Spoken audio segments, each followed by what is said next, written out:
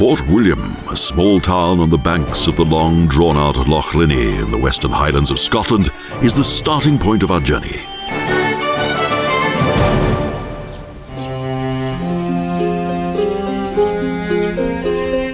This, the hub of the region's tourist industry, boasts a proud and eventful history.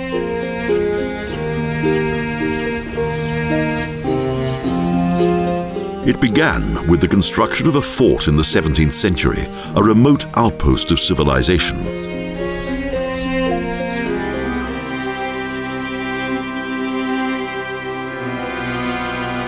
It was a wild land, and this great fortress of the English army controlled access to the Great Glen.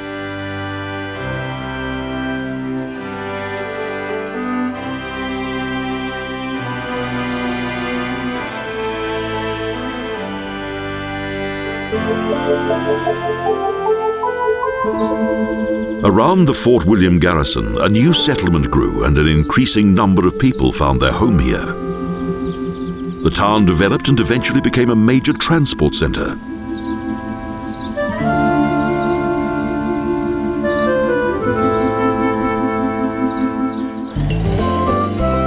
But in 1867, the fort had to make way for the construction of a railroad, and a railway station was duly built here.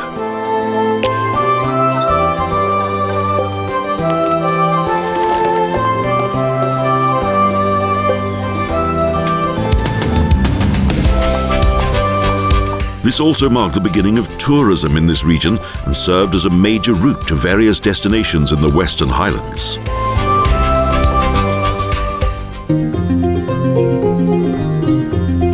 There's a tiny museum.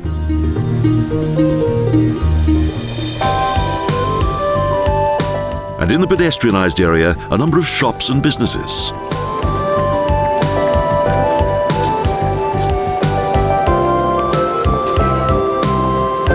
Framed by perfectly restored buildings and inviting public houses.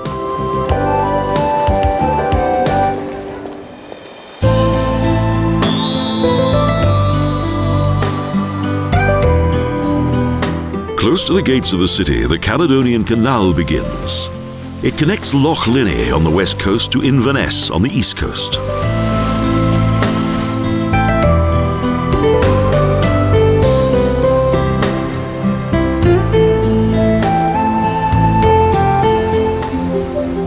The beginning of this splendid canal, which leads to Loch Linnhe, is called Neptune's Staircase.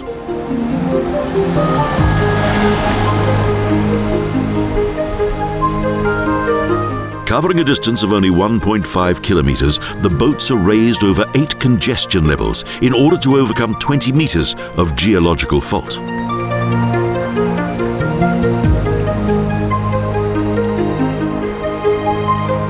Scottish engineer Thomas Telford worked on the canal from 1803 to 1849, as well as its connection to several lochs.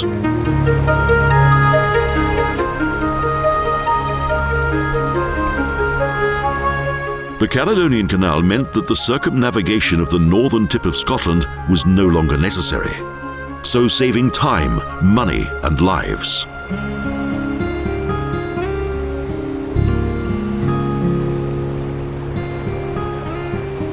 Today the canal is used for leisure trips to Fort Augustus, Loch Ness and Inverness.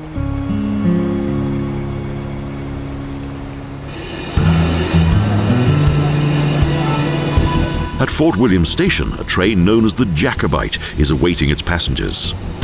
The attendant is dressed in traditional Highland clothing.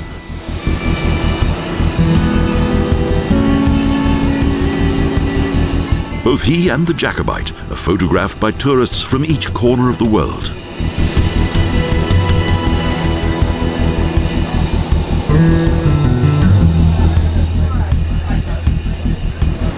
British Railways have revived the charm of a bygone age and brought back to life the age of the steam locomotive.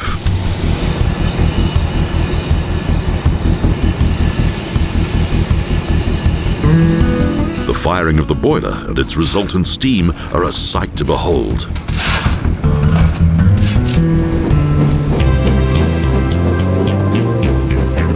The train gradually starts to move, and the Jacobite begins its journey on one of the most beautiful railway routes in the world.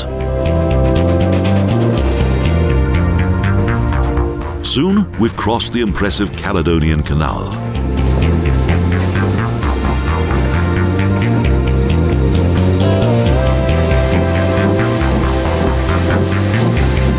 Next, the line travels along the foothills of Loch Linnhe and negotiates a bend to the west at Fort William as the route becomes increasingly narrow.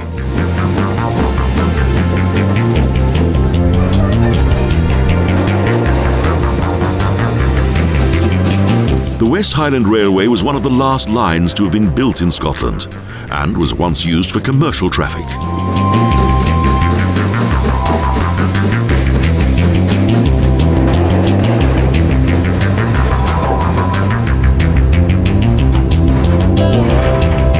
The trains transported fresh fish to various cities.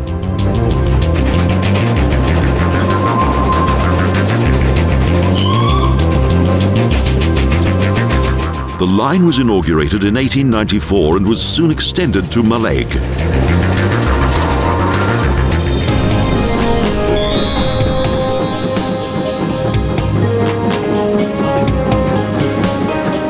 Suddenly, it emerges in the distance. The bridge that made film history with Harry Potter's magic train, the Hogwart Express.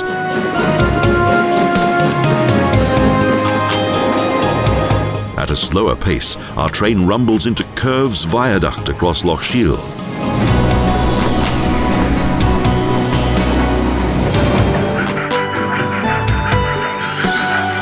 Glenfinnan is 380 metres long and the railway line is a spectacular 30 metres above the valley.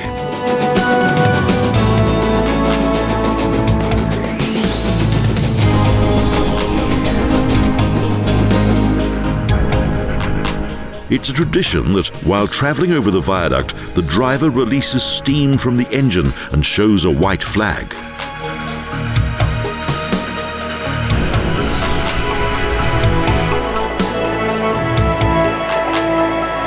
The green pastures of Loch Shiel pass slowly by. It's a truly nostalgic experience.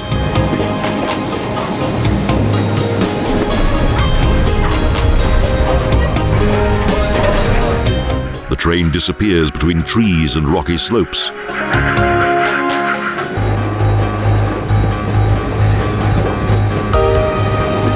The splendid landscape captivates with each new turn. And those taking photographs take the opportunity to focus on the entrance to Glenfinnan Station.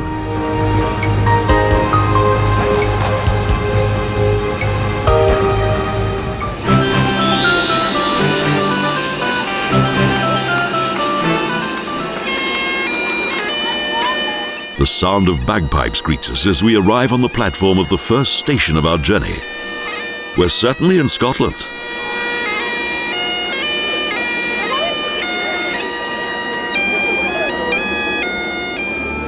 Located in the station, the West Highland Railway Museum is well worth a visit.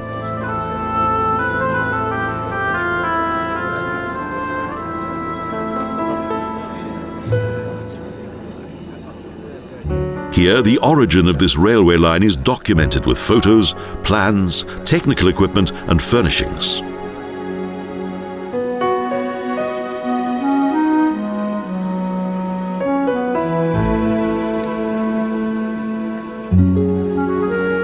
Lots of objects from the line's numerous stations are on display, including nameplates and cash tills.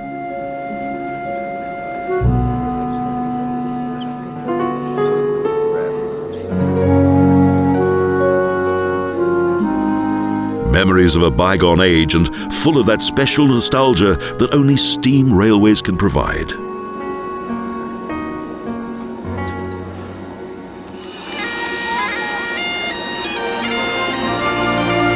Nearby, Scottish history was made.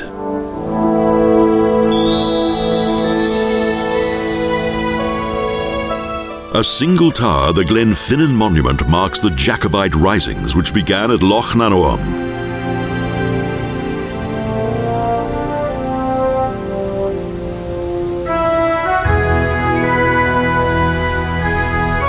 High up on the tower, the imposing figure of a Highlander gazes across Loch Shiel.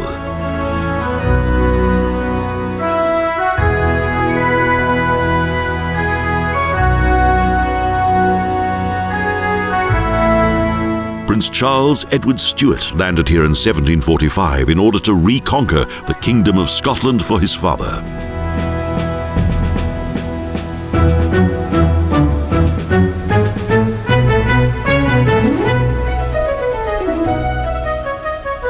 Just a year later, following the Battle of Culloden, he was forced to abandon his venture, although some loyal Highlanders remained at his side.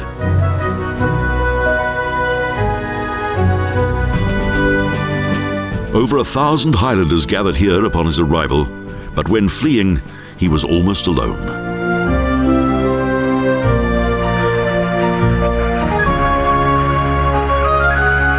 When the Jacobite returns to the viaduct, history seems to be close by, as we recall that dark chapter of Scottish history.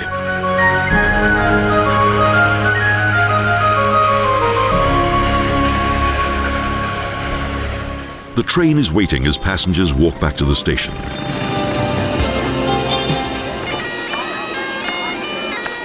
The familiar sound of bagpipes receives us once again, and the journey resumes. The final station is still some distance away.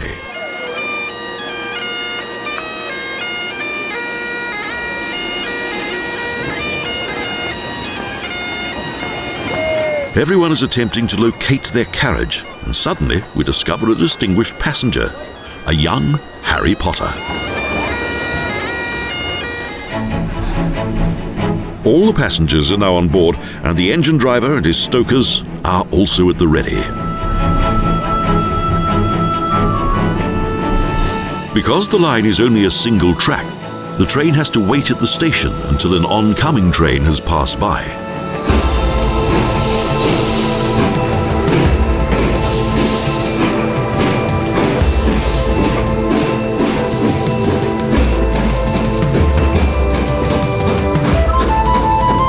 Then we're away. A total of 270 kilometers through wild hills, dark swamps, and rugged coastline.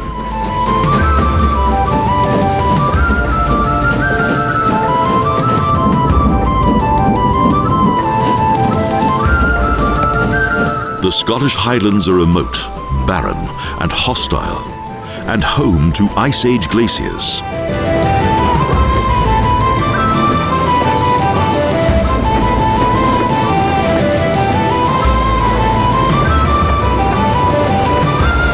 Life for the people of this region was hard and full of privation, and survival was only possible within a tribal community, the clan.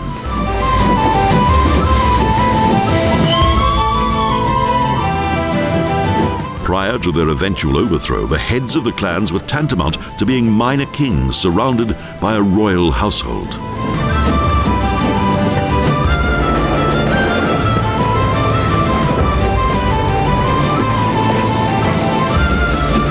There were bards, storytellers, bagpipers, and tacksmen armed with two-handed Scottish swords.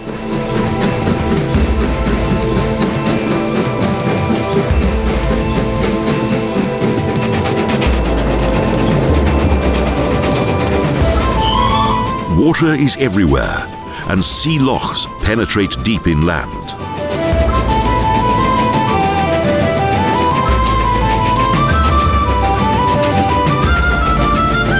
The dramatic interplay of both rocks and water gives the landscape a truly dramatic appearance, even in good weather, which is relatively rare.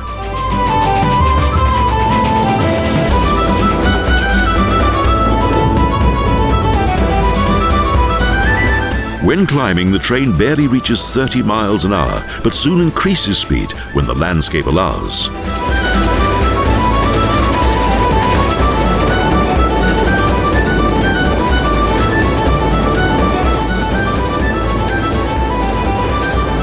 Unspoiled scenery passes by, and the stokers continue to shovel in the coal.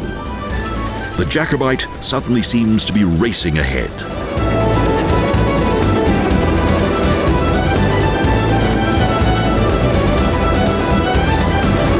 By By way of the steam engine, it was the Scots who revolutionized transport facilities and awakened a global interest in locomotive transport.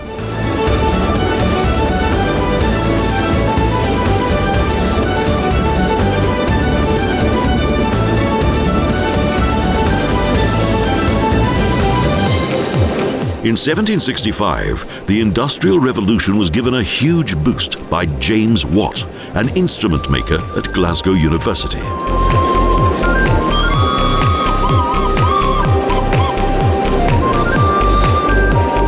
He was sponsored by industrial magnate Matthew Boulton. The steam-tight cylinder was invented, and further constantly changing developments by various inventors eventually led to those made by George Stephenson.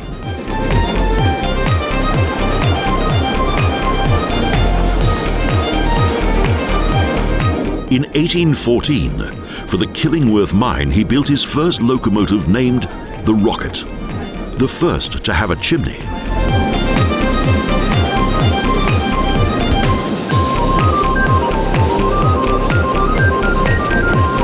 The force of steam was transferred to a crank handle, which was directly connected to various drive wheels.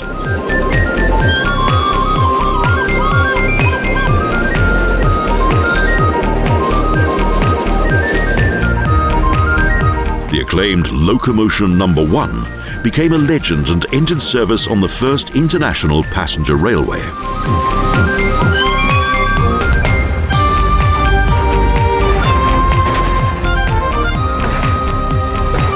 But it had to stop several times so that it could produce the required amount of steam.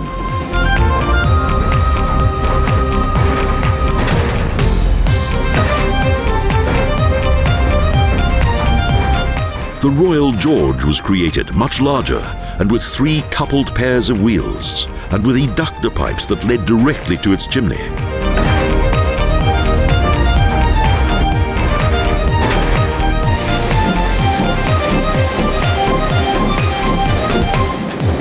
But it was Stephenson's rocket that finally won the day.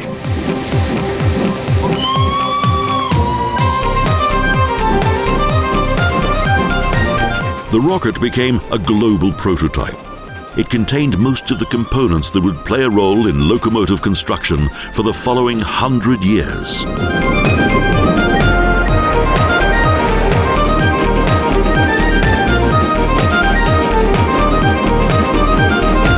We pass by the Sound of Sleat and enter the station.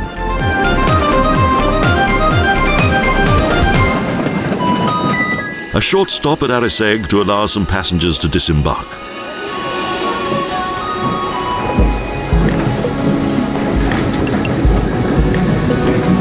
Off again, and we've changed direction, now travelling north. The further north, the more spectacular the scenery.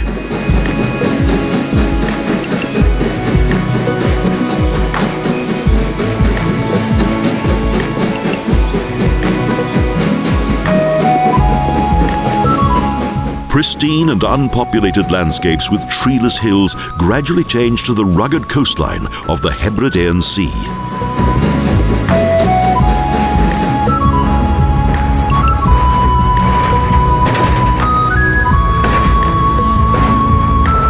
The comfortable carriages provide a great view.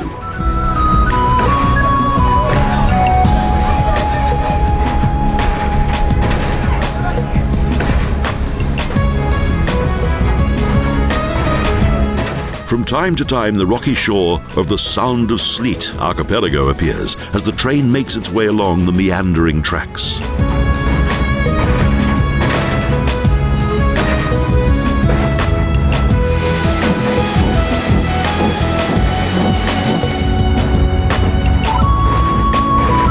It was not until the beginning of the 19th century that a road was built here, the Road to the Isles, opening the way for holiday traffic.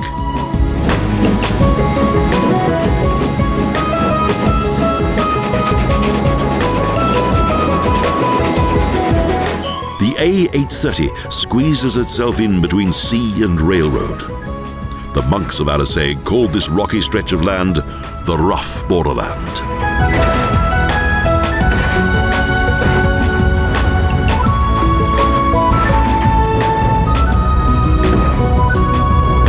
Films such as Local Hero and Highlander have been shot here, adding a vague familiarity to the scenery.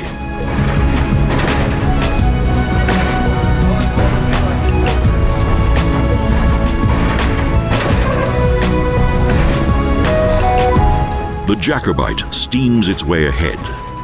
Then suddenly, from out of nowhere, the first buildings appear.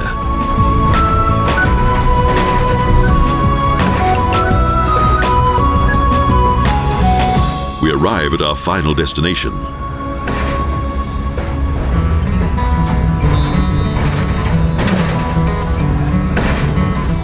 The train pulls slowly into Mallaig. The passengers disembark from the carriages and gather to take one last look at the Jacobite.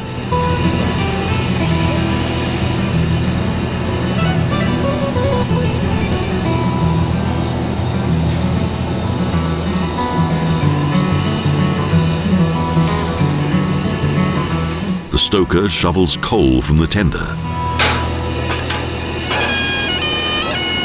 And on the platform, a young boy from Mallaig welcomes the new arrivals with skillfully played bagpipes.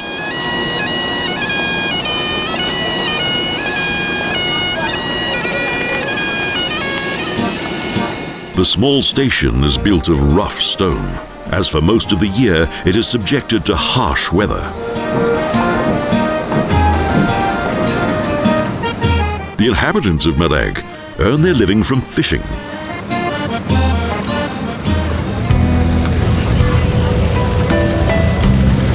In the harbour, fishing boats are repaired.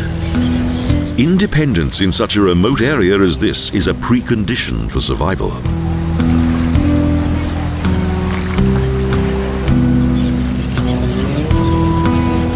Mallaig is the commercial fishing capital on the west coast of Scotland.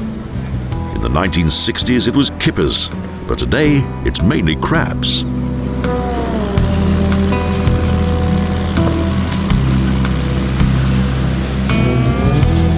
At that time, the region's famous smoked kippers were produced here, but now there's only one traditional smokehouse still in use.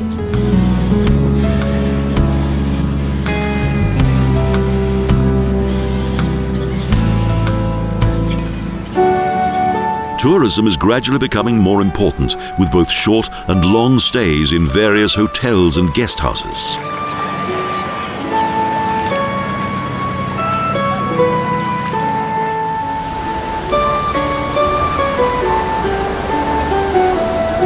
Mallaig was founded in the 1840s. At that time, Lord Lovat, owner of the North Morar estate, divided the Mallaigveg farm into 17 lots.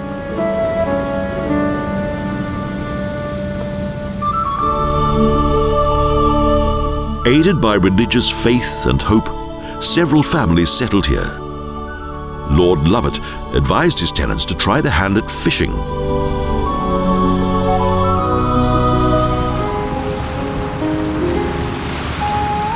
Little else was possible in this region.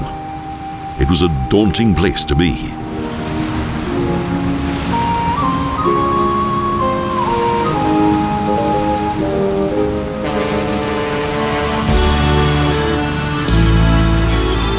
Following the arrival of the railway and subsequent road services, a ferry was also introduced.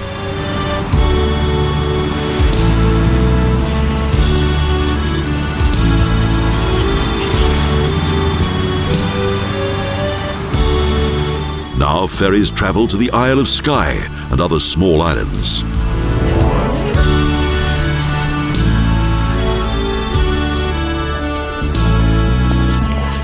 Several times a week, large fish auctions are held and the small town continues to prosper.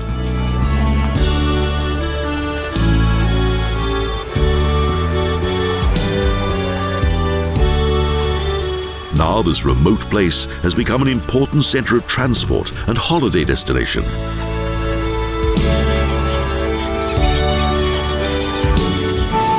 The Jacobite has made it possible, along with one of the most beautiful railroads in the world.